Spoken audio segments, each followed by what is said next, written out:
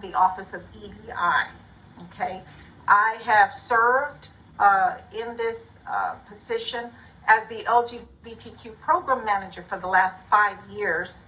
So I'm very familiar with this community, and I'd like to share some information with you regarding the use of pronouns.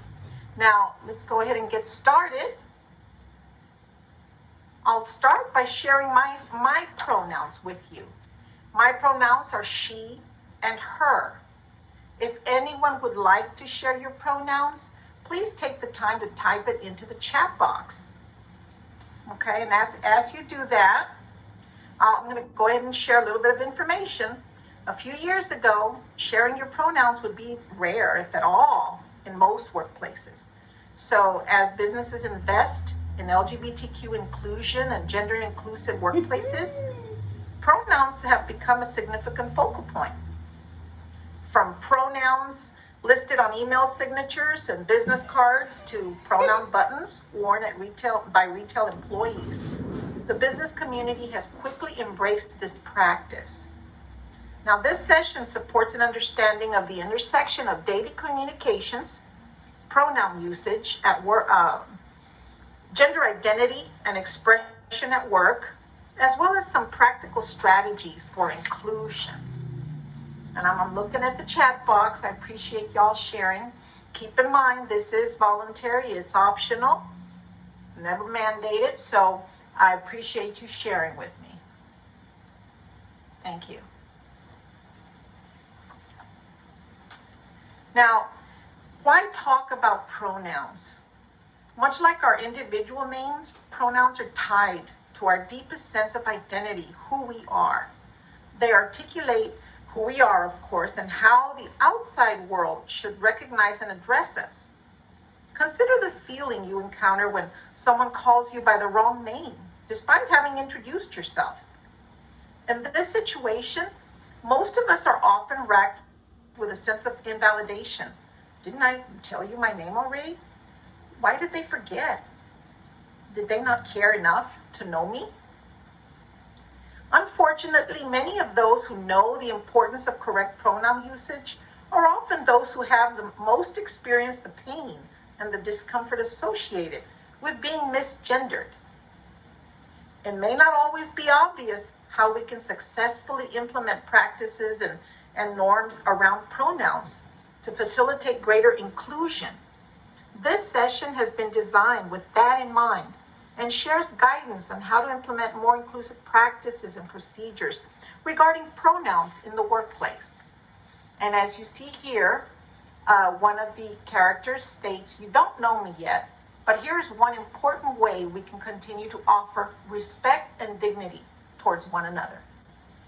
Okay, and this has to do with sharing pronouns. So what will we be learning today? In this session, I'm going to help you get familiarized with the terminology of the LGBTQ community. Okay, so we're going to educate ourselves. It's important and enhance our awareness of the gendered language around us. We need to know the terminology or be familiar with it. We need to avoid making assumptions by what we see or hear in gender or expression, not only internally with our peers and workforce, but with our external customers as well. We can incorporate non-gendered language into daily life. Now, you might ask, well, why are we focusing on the LGBTQ community? Well, in June 2020, there was a Supreme Court ruling that held that the existing civil rights law, specifically Title VII, Civil Rights Act of 1964, prohibits employers from discriminating against gay and transgender employees. And then in January 2021, with the new administration, came the Executive Order 13988, preventing and combating discrimination based on gender identity or sexual orientation. In June 2021, we had Executive Order 14035 issued. It's diversity, equity, and inclusion and accessibility in the federal workforce. And this executive order addresses the advancing of equity for LGBTQ plus employees. So as you see, there's a lot of legal action occurring that will provide equitable treatment, equal rights for this community as well. Let's look at some of the terminology. So let's look at gender, the definition of gender. Gender identity is your internal knowledge of your gender. For example, your knowledge that you're a woman, a man, or another gender. Gender expression is how a person presents their gender on the outside, often through behavior, clothing, hairstyle, voice, or body characteristics. Now, gender expression is usually, we have a problem with stereotyping, okay? And so we need to be careful and be aware of that.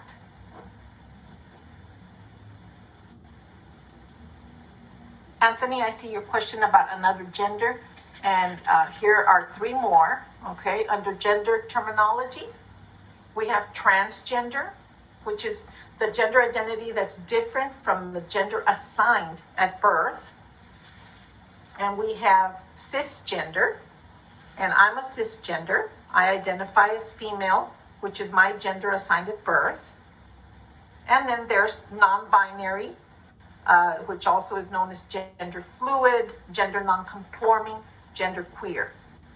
This one is, these folks do not identify as either male, man, or woman, or identify with multiple genders. And what you see on this slide, you see a little bit of acronyms, okay? Trans for transgender, cis for cisgender, and NB or gender non-conforming, which is NB and GNC. Those are just acronyms that you could look at. So using an individual's correct pronouns is a powerful affirmation of self for transgender and GNC individuals. Okay, it validates one's identity. It encourages authenticity, and it builds truly inclusive and supportive cultures. Now, getting away from gender identity, now we have sexual orientation. Sexual orientation it's not the same as gender identity. And I've had that mistake made by a lot of people that I speak with. Your gender identity is who you are. Your sexual orientation is who you love or you're attracted to. Okay? For example, gay. The definition, emotionally, romantically, or sexually attracted to members of the same gender. And then we have the sexual orientation, lesbian. A woman who is emotionally, romantically, or sexually attracted to other women.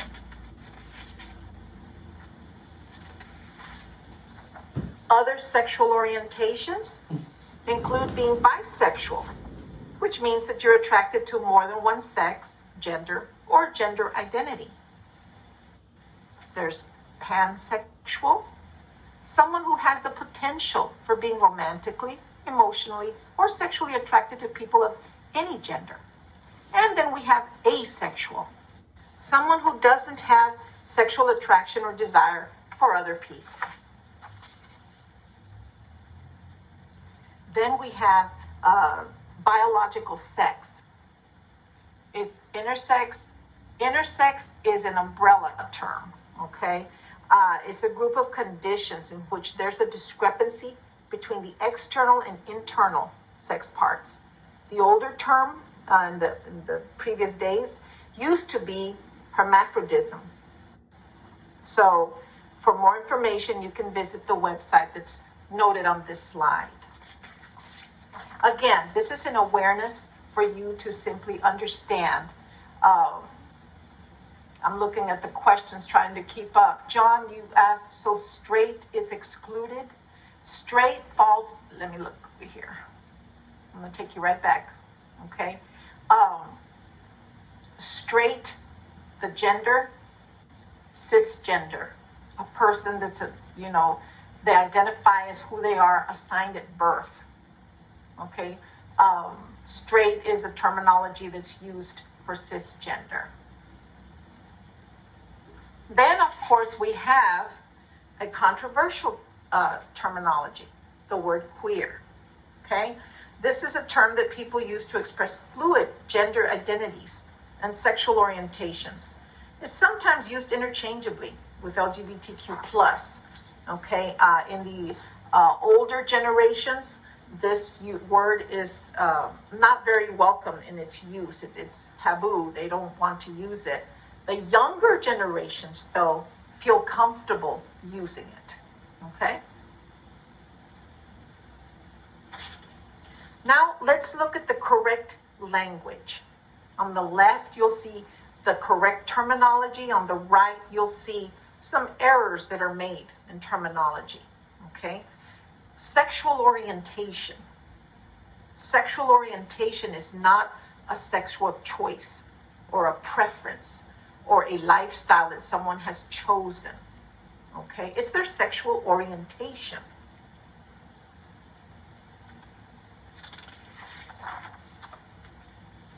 Here you see transgender or trans terminology. You can say John is a transgender man or John is trans. They are transgender. But you don't say John is a transgendered man. Nothing happened to him. Okay, transition is what happens. Transgender is the person. Transgendered man is inappropriate. John is a transgender. Okay, he's a transgender man.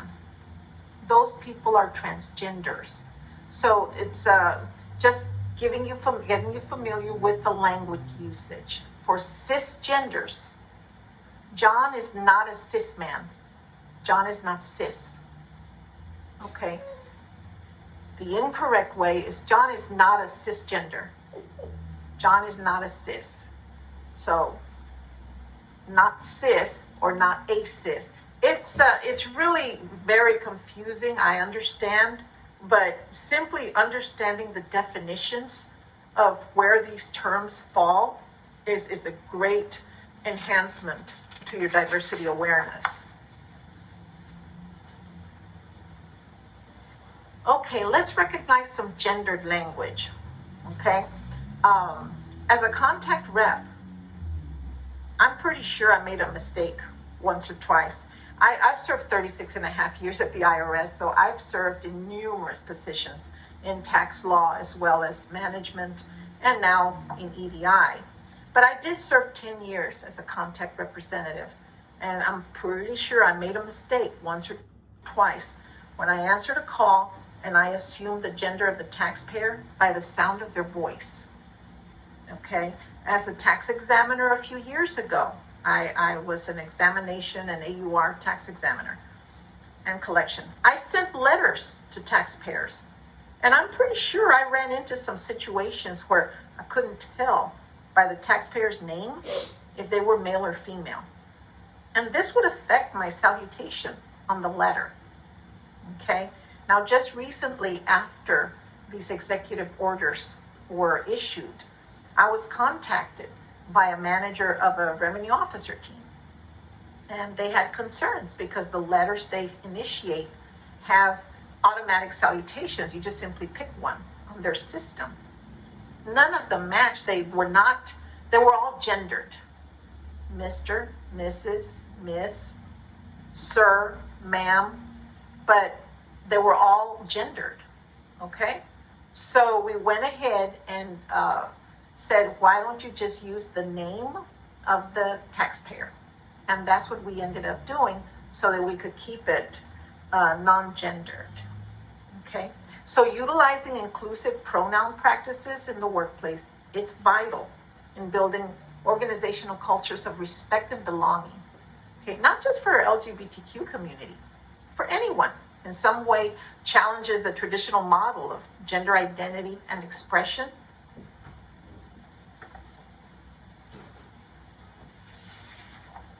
Just look at gendered and non-gendered language. Okay? Some pronouns: he, him, his. Non-gendered: they, them, their. Titles: Mr., Mrs., Sir, Ma'am. Non-gendered: MX and teacher, doctor, nurse. And then you've got groupings. Hello, ladies and gentlemen. He or she, him/her. We had a lot of that in our RRMs, for example, that was identified last year. So non-gendered: everyone. Hello, everyone. Welcome, folks. How's my team doing? Okay, those are all non-gendered language.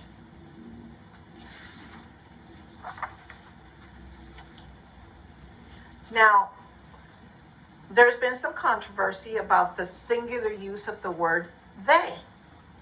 Okay, in 2019, Merriam-Webster added the singular use of the pronoun they to its dictionary to acknowledge the increased adoption of the word by the non-binary community.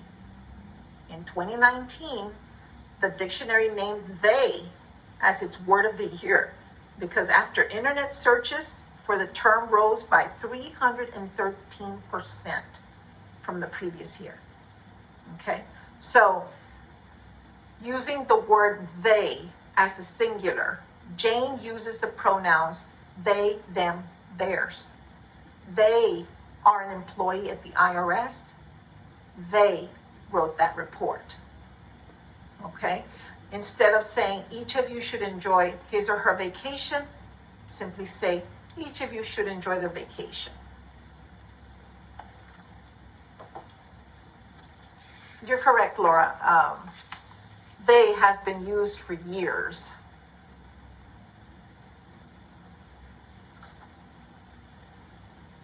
Recognizing more gendered language, okay?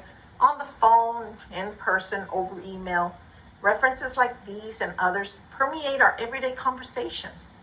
So in addition, many people fall back on gendered language to express respect, formality, or convey a customer-friendly tone, such as like, ladies and gentlemen, welcome aboard. Thank you for flying with us. Sir, did you want to see this phone or the newer model? So it's kind of a routine. It's people are used to that kind of language. We're simply giving you an awareness of gendered language. A flight attendant instead of the stewardess. A server instead of the waitress or the waiter. Your spouse or your partner instead of husband or wife.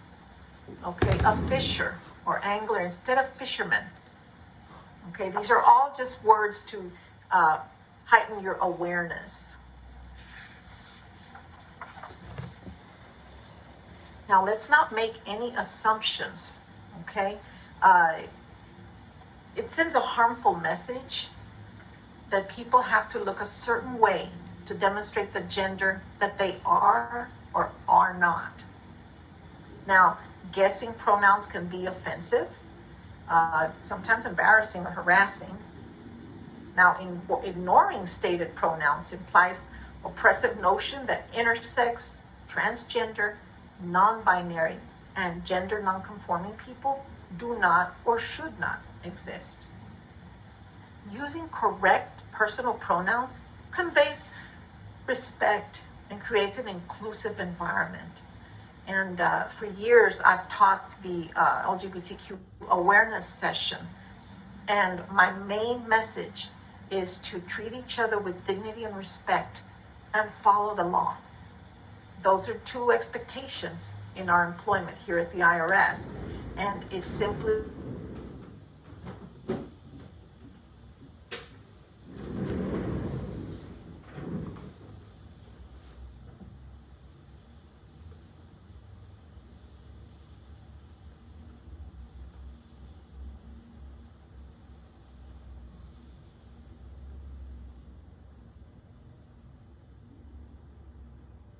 because we often assume an individual's pronouns based on appearance and behavior. However, these assumptions can be incorrect and limiting. So the only way to truly know and ensure we're respecting our colleagues is by asking, and or implementing foundational and inclusive practices around pronouns. And believe me, there are assumptions that occur. A few years ago, I was called by our civil rights office, our EDI civil rights office. We did have a site where a taxpayer called and felt discriminated against. The taxpayer was a transgender customer. And the employee, they listened to the call, and the employee was pretty much discriminating because the voice sounded masculine. So the person was trying to say, well, you're a man. And it was uncomfortable. Needless to say, it was uncomfortable for the taxpayer once the taxpayer clarified, no, she's female. And the employee kept persistent with the assumption. So assumptions can be rude and wrong, okay, especially in our line of work. So how do we ask for pronouns? Do like I did. First, I introduced myself and I shared my pronouns. Okay? How should I refer to you? Now, a lot of people will come back with, well, I'm John Doe or I'm Jane Smith. Okay. They prefer not to share their pronouns, and that's perfectly all right. Okay? I've been on numerous Zoom and Teams, and I see right next to the name of the person in parentheses their pronouns, and that's by my name as well. So that's another option that you can do. Okay, in meetings or large groups, you can actually say, before we begin, we'd like to go around and share our names and personal pronouns for those of you who would like to. I'm Linda, and I use she and her pronouns. And then I would refer it to Michael, and then Michael would either say just his name or go ahead and provide his pronouns, optional.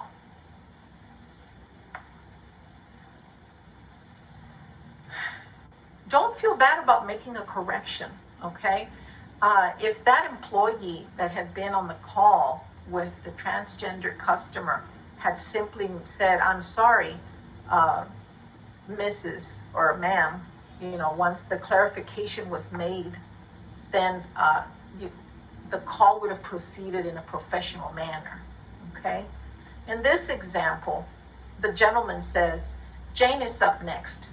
It's her turn to speak. Jane comes back with, I use they, them pronouns. So the gentleman quickly corrects and just says, sorry, Jane. Jane is up next. It's their turn to speak. And we just keep going. Inclusive pronoun practices. Why do we recommend having inclusive pronoun practices in the workplace? Well, current research reflects a clear imperative for implementing inclusive pronoun practices in our workplace. Demographic trends illustrate new and accepting perceptions of gender identity and expression, particularly in the younger generations. Gender is more expansive than ever before. Uses gender-neutral pronouns. In the U.S. today, there are an estimated 1.4 million transgender Americans, and 1 in 3 adults, ages 18 to 29, know someone who uses gender-neutral pronouns. This is per the Pew Research Center in 2019. Notably, nearly half of Americans now see gender on a spectrum and feel comfortable using gender-neutral pronouns, figures which are expected to continue to rise. And this was from a survey done in 2018. Millennials now represent the largest share of the U.S. labor force, a generation notorious for its open-mindedness, inclusive values, and higher rates of LGBTQ identity. While members of Generation Z enter adulthood and are poised to be the most diverse and gender-fluid generation yet.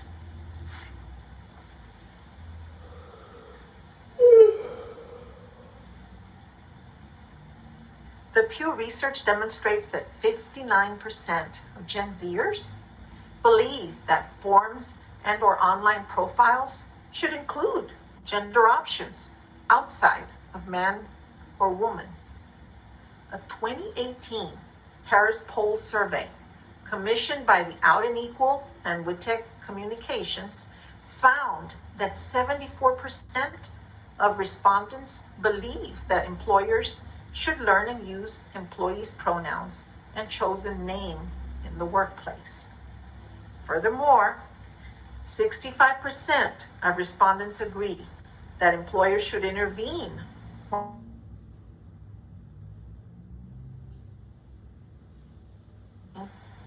while 58% believe that regular misuse is a form of workplace harassment.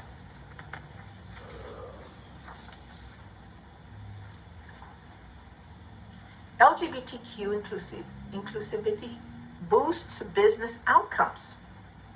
Research demonstrates that LGBTQ inclusive workplace environments generate increased performance, productivity, our retention rates, talent, and well-being.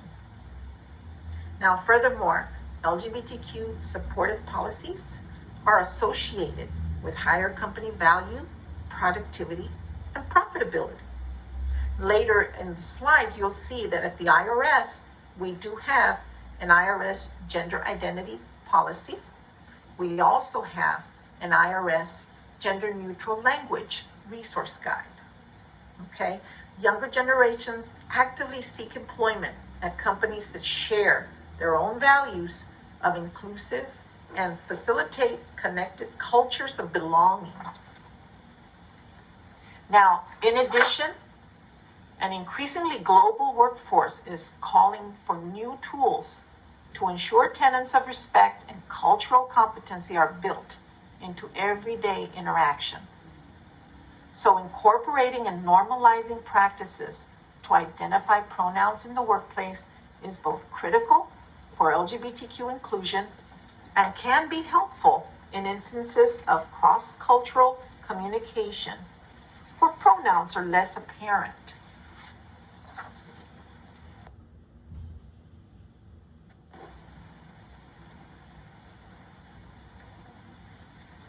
So, what can we do? Sharing pronouns should be a voluntary activity, as some individuals may not be ready to do so. It's best to avoid using the phrase preferred pronouns. This implies that the use of pronouns is optional versus a requirement. Instead, simply say pronouns. As mentioned earlier, keep it optional. Okay, and as you see here in this example, give your pronouns when introducing yourself, if you're comfortable doing so. Add pronouns to your email signature and business cards, as I have done here at the IRS. Now, I do need to let you know, 2 years ago, I proposed a change to the IRM because as I assisted employees transitioning in the workplace, they wanted to use their pronouns in their signature line and were not being allowed, and management was quoting the IRM that states, you can't use quotes, you can't use anything. It's very stipulated. And I pulled that IRM. Keep in mind, I grew up at the IRS, so I know that to make a change, you need to revise the IRM. So I pulled the IRM reference that addresses the signature line, and I had that revised. So that, effective last January, it was rolled out that it was optional that people may add their pronouns to the signature line here at the IRS.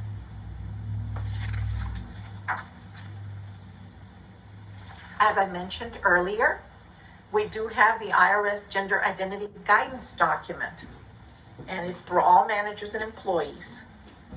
Now, this document clarifies what the federal gender identity protections mean, the terminology, the rights for employees, applicants, and taxpayers, and the responsibilities for managers and supervisors. It also touches on topics that have to do with transitioning in the workplace, name change, confidentiality, the ID or the smart ID card, a dress code or appearance at work, restroom access, which is one of the top 2 reasons for EEO complaints for this community, and medical leave if optional. And this document can be found in our EDI website or our link under the IRS source. Keep in mind, we also have a gender neutral language resource guide available online.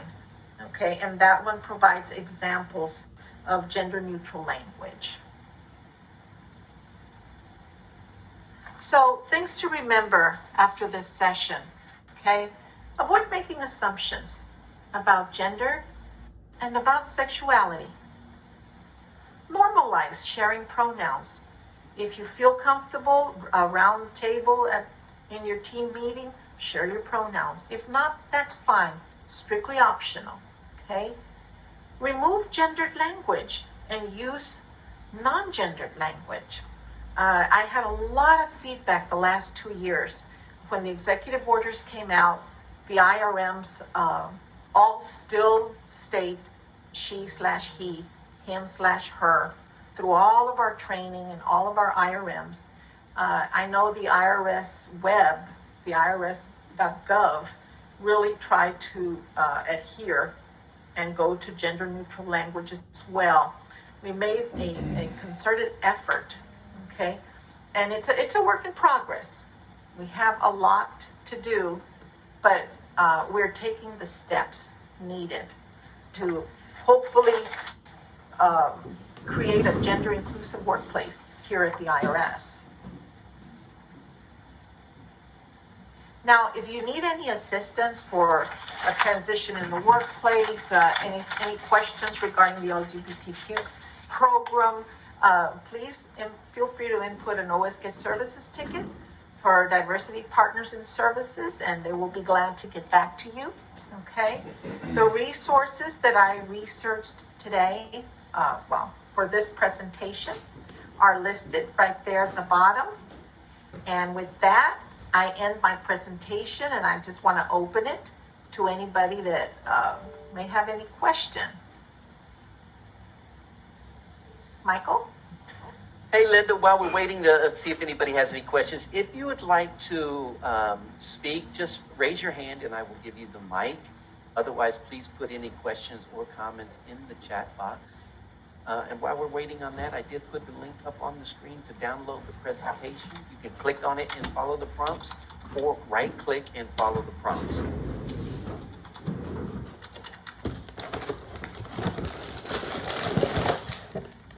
Jay Christine, you have the mic.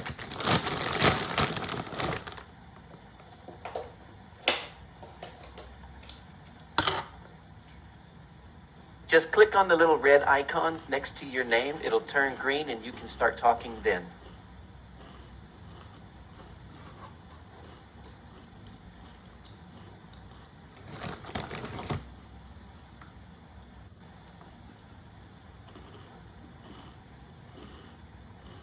Jay Christine, do you have a question? Would you like to speak? I gave you control. You can click on the green, a little red icon next to your name and you can speak.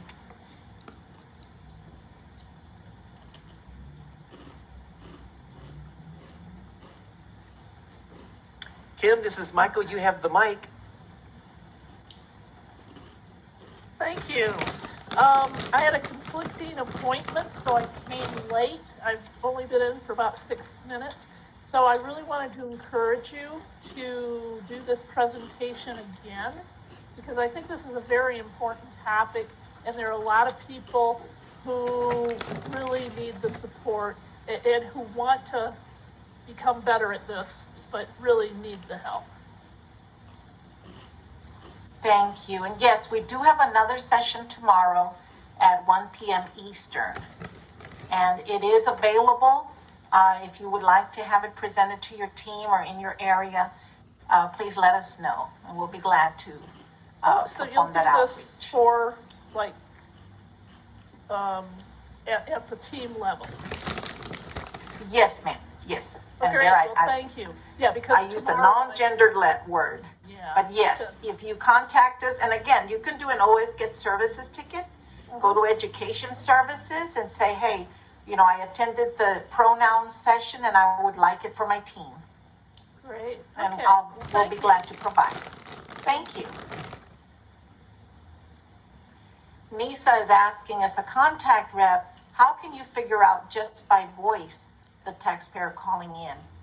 You really can't, Nisa. That's making an assumption. Okay. When you're talking to a taxpayer, now keep in mind, I answered the phone back in the early 2000s, so I don't know, but we used to have questions that we used for authentication. Okay. Once you authenticate the individual, it's hard, because if you simply make a mistake, say, thank you, sir, and they say, well, I'm a woman. Well, then, okay, I'm sorry. I apologize for that. Thank you, ma'am. Okay. And then just proceed. Okay. So that's really all you can do. Like I said, as the contact rep, I'm pretty sure I made that mistake once or twice. And I did put the IRM reference in the box. Okay.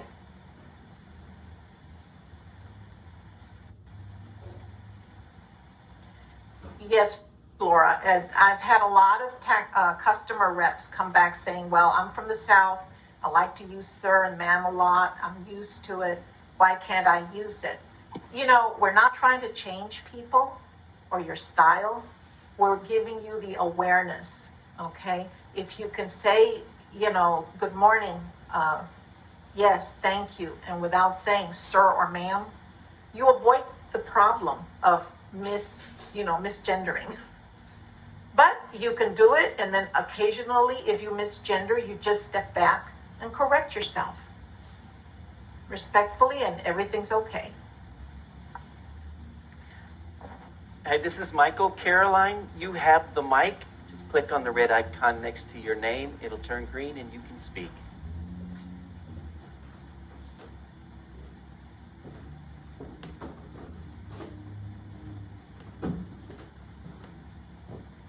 Caroline, I'm looking at your comment. Let's see. Preferred is hurting my community for that reason.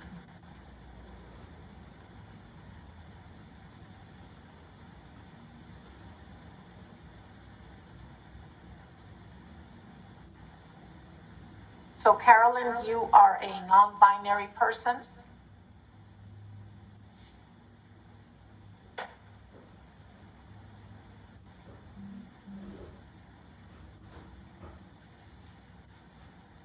I'm sorry, we can't hear. Thank you for joining us, though.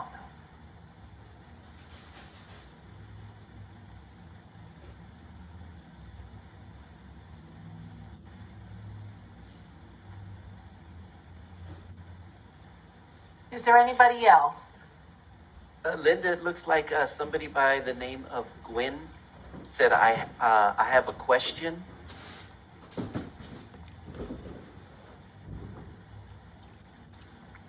Okay. Okay, I see, Gwen, I see a question in the box that says, how do you identify, since we cannot assume?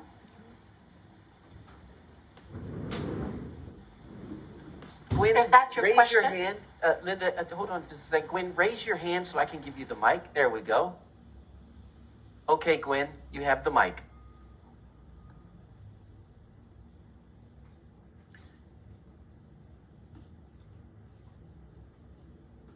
You just click on the little red icon until it turns green.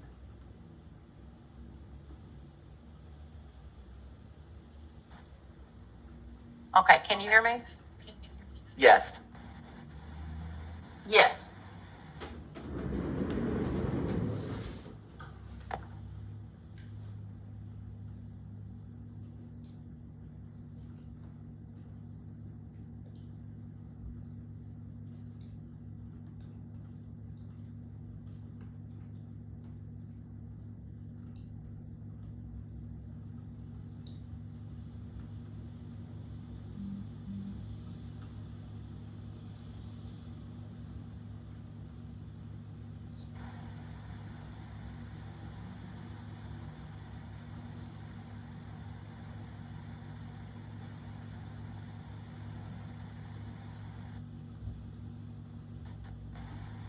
If anyone has questions and I have been unable to speak with you, please feel free to send me a message on Teams and we can chat about it. Because apparently this little icon is being a little finicky.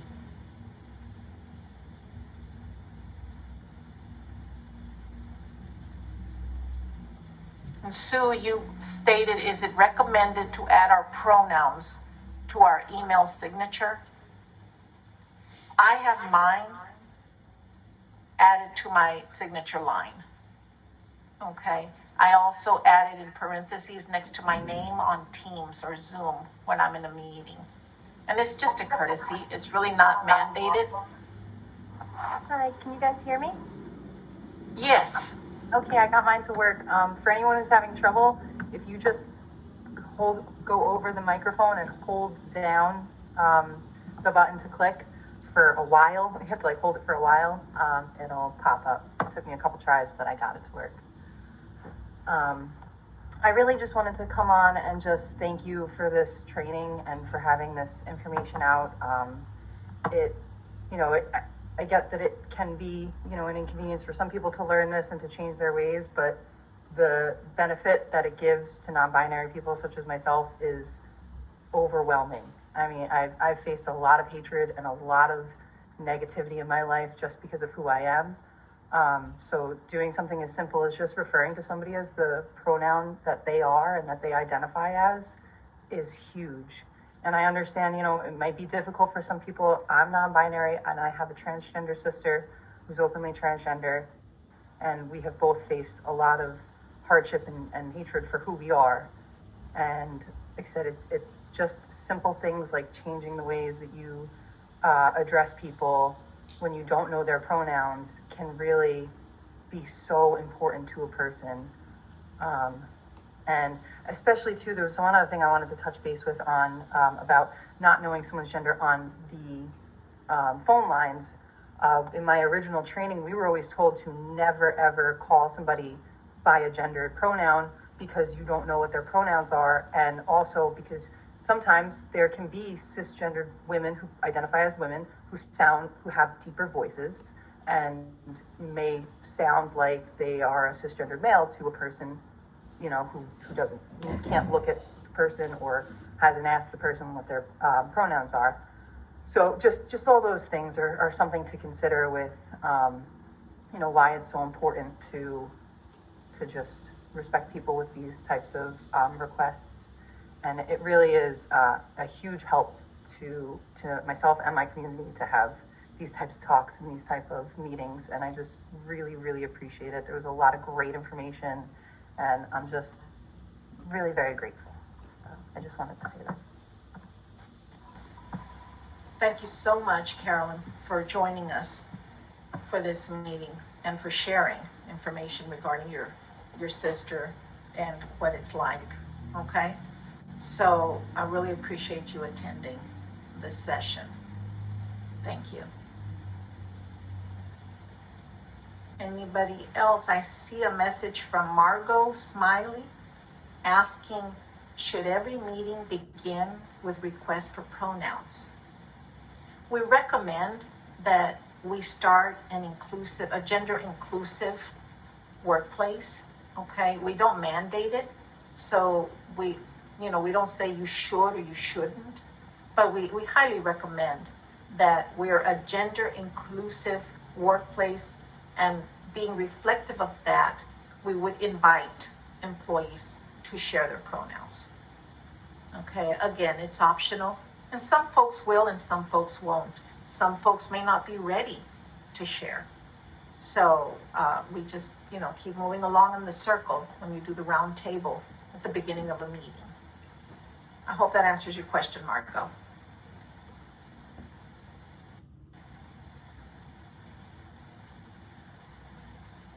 I don't see any other questions. Do we have any other hands up, Michael? No, I don't see any more hands up. I do see one question in the last one, Charles.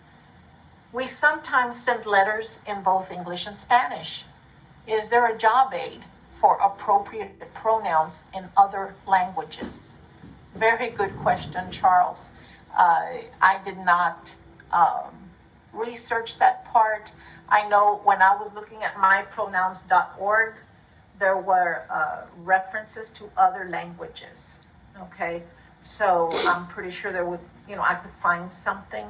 Our folks that publish the letters, and we also have a multilingual initiative team that looks into stuff like that, would probably be able to research and find the appropriate language to assist you for Spanish letters. Okay, so I'm pretty sure we could find something. You would need to put in an OS Get Services ticket, and that would go to the folks that draft the language for the letters. Okay. Anybody else? Sherry asked, where can you find a list of education classes by EDI, such as this one, or generational differences, etc.? You would go to the IRS source, and at the top search little window, type in EDI, okay?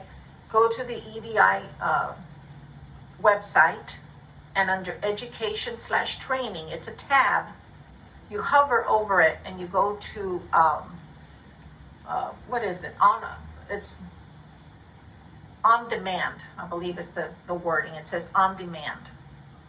And you click on demand, and it provides a list of educational classes that, sessions that we have available listed there. And I believe one of them does address generational differences. If it's not there, Sherry, you put in an OS Get Services to EDI Education Services and specifically ask for a generational presentation. I know that we do have them, and we'll get back to you and schedule it for your team or your area if that's what you're looking for. Okay? But yes, you can go on demand and look at them. You're welcome. You're welcome too, Charles. And Michael, I sent it back to you. Let me see. Carolyn just added, this is the first time I've ever shared my pronouns in a professional setting. I've always been fearful of being made fun of or misgendered. This has made me feel safe enough to be my authentic self. Carolyn, you just made my year. Thank you so much for saying that. Gwen asked, is sir acceptable if I need to give something to someone that I left? Let me see. My counter.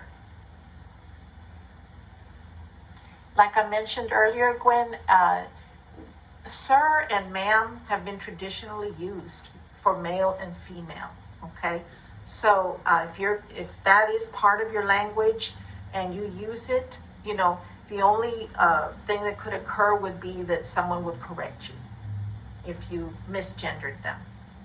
But usually it's all right, a 9 out of 10 or 8 out of 10, okay? So, yes, Francis, I agree. I just say, excuse me, over and over until I catch up with them. So that's another option, or excuse me, you left this on my counter. Okay. Thank you, Francis. With this, I'm going to send it back to you, Michael. I see that you've put the slides up for anyone who would like to download it, and we're ready to close. Thank you, everyone, for attending. Hey, Linda, thanks for a great presentation. Really appreciate it.